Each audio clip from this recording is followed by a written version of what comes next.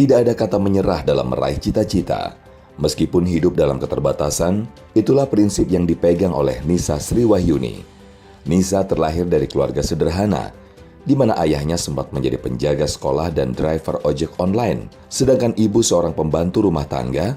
Namun perjuangan dan kerja keras orang tuanya itu menjadi motivasi dan contoh nyata yang membentuk karakternya menjadi seorang pekerja keras.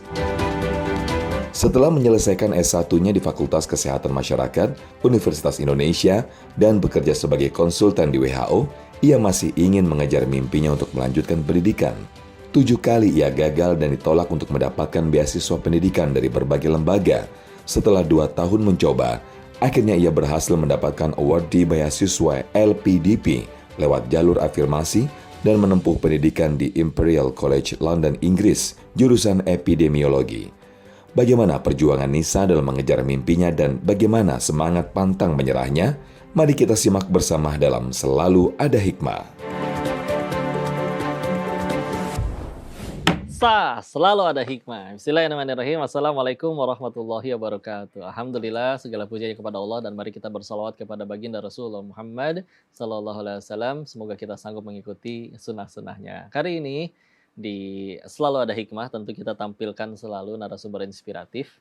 Kali ini seorang tokoh inspiratif yang kita nggak bisa milih terlahir di keluarga seperti apa. Tidak semuanya langsung terlahir di keluarga tajir melintir kayak raya, tapi beliau berhasil membuktikan jadi sosok inspiratif sampai berhasil kuliah S2 di London, Imperial College London, dan juga sampai bekerja di WHO ya, mohon maaf ya, sampai kerja di institusi dunia nih, Masya Allah. Kita langsung tanya perjuangan beliau sampai bisa di titik sekarang. Langsung aja kita tanya beliau, namanya Nisa Sriwahyuni. Assalamualaikum warahmatullahi wabarakatuh. Waalaikumsalam warahmatullahi wabarakatuh. Sehat kan Nisa? Alhamdulillah sehat. Izin ngobrol-ngobrol ya? Ya, Masya siap. Allah, Masya Allah. Jadi sekarang sudah selesai S2-nya, itu berapa lama yang lalu? Jadi aku lulus S2 di Imperial College London itu 2020, jadi 2020. sekitar 5 tahun lalu. 5 tahun lalu. Berapa lama sih kuliah di London itu? Bagi yang belum kebayang nih.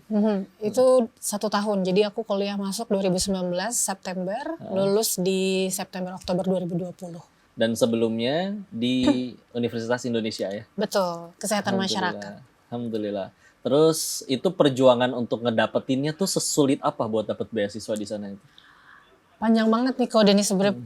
Sampai bisa akhirnya S2 di Imperial College London ya. Karena aku awalnya itu nggak bisa bahasa Inggris ya. Jadi mau kuliah di Inggris tapi nggak bisa bahasa Inggris gitu kan.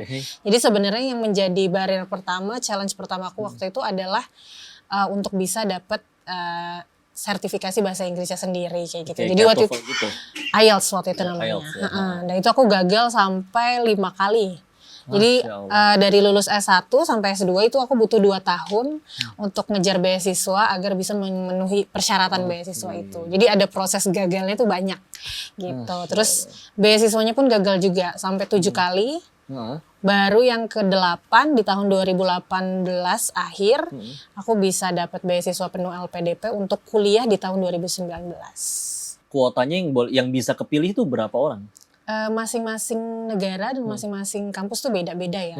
Kebetulan kalau aku di Imperial College London itu sebenarnya keberlanjutan dari beasiswaku sebelumnya. Jadi aku jadi pemerintah ada namanya program sebelumnya S1 bidik misi. Iya, pernah dengar kalau bidik beasiswa misi. untuk S1. Jadi dulu aku pun sekolah kuliah S1 dibiayai oleh negara. Dan alhamdulillah. Lalu setelah itu ngelamar lagi, tentu ada proses seleksinya juga yang tadi aku sebutkan. Dan kuotanya untuk Imperial College London itu nggak terlalu banyak waktu itu. Jadi mungkin aku bisa bilang kurang dari 10 kalau untuk universitasku. Karena waktu itu hanya khusus untuk yang jalur afirmasi, ada namanya afirmasi LPDP seperti itu. Oke, dan kita kan tahu perjuangannya Nisa itu dari di-sharing di medsos ya, sampai kita diajak ke sini. Waktu itu apa tuh yang bikin kayaknya harus di-share nih perjuangan ini di medsos. Miriskah ngelihat anak-anak muda yang malas belajar zaman sekarang? Atau mungkin kayak gimana motivasinya? Sebenarnya motivasi utamanya adalah, jadi sebagai konteks dulu aku nge-share waktu itu di LinkedIn kok. LinkedIn kan biasa buat yang kayak orang lamar kerja gitu ya? Iya, jadi waktu itu aku sudah posisinya sebenarnya sudah lulus. Waktu itu sudah lulus, sedang kerja di WHO waktu itu.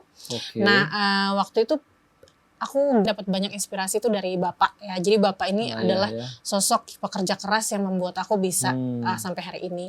Nah, tapi di balik itu aku pengen cerita nih ke orang-orang bahwa sebenarnya kita itu tidak didefinisikan dari background kita gitu. Kita tuh bisa kita bisa achieve higher education, kita bisa dapat pendidikan yang tinggi.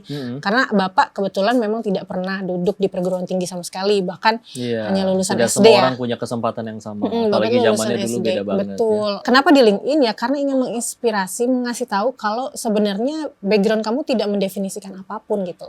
Contohnya karena aku bisa sampai hari ini itu berkat kerja keras. Di situ aku meng-highlight kerja keras dari bapak sama kasih sayang dari ibuku. Jadi ibuku tuh setiap pagi biasanya kalau aku kuliah di UI selalu bekelin gitu ya, selalu bikin effort. Nah itu ngena gitu. Jadi akhirnya itu yang bikin aku semangat untuk kuliah, belajar, dan aku merasa menjadi anak harus bekerja keras untuk bisa menjadi lebih baik. Akhirnya pesan itu sebenarnya mau di-highlight di post aku di LinkedIn, dan ternyata sampai 1 juta orang reach.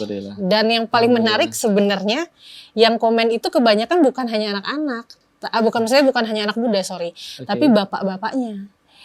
Saya jadi pengen anak saya juga, jadi saya jadi semangat, saya juga ojol, saya semangat. Yang termotivasi nggak cuma pemudanya untuk ngikutin langkahnya, tapi juga para orang tuanya. Betul, itu surprising banget. Ya, PR-nya soalnya di luar yang anaknya malas-malasan ada, yang orang tuanya nggak peduli juga ada, memang ya, Masya Allah. Dan akhirnya menjadi inspirasi sampai di reach 1 juta orang lebih, pemirsa. Masya Allah. Akhirnya dapat itu di Imperial College London. Itu memang milih, sengaja pengennya di situ atau dapatnya di situ waktu itu? Memang milih, karena memang passionnya di bidang kesehatan masyarakat. Jadi ada pendalaman lagi namanya epidemiologi. Nah, waktu lulus S1, aku memang epidemiologi FKM UI. Terus habis itu kesehatan masyarakat di Fakultas Kesehatan Masyarakat, dan waktu itu kerja sekitar 2 tahun, dan memang ada kebutuhan ilmu gitu ya, kebutuhan ilmu untuk belajar lebih dalam tentang keilmuan ini. Dan ternyata tempat terbaik untuk belajarnya salah satunya yang aku lakukan research itu adalah di Imperial College London. Dan akhirnya selesai setahun ya? Saya kalau tahu 2 tahun biasanya kalau S2. Iya, kalau di UK mostly semua setahun. Ada rencana buat nanti ke S3-nya juga? Doain ya kok.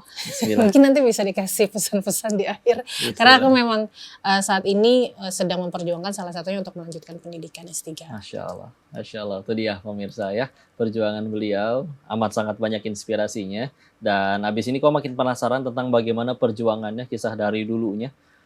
Tantangannya sesulit apa? Untuk itu kalian jangan kemana-mana. Abis ini akan kita bahas. Tetap di Selalu Ada Hikmah.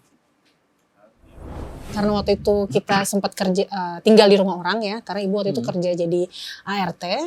Nah di situ salah satu soft skill yang aku lihat itu ibuku tuh selalu setiap ada uang masuk tuh yang diprioritaskan tuh bayaran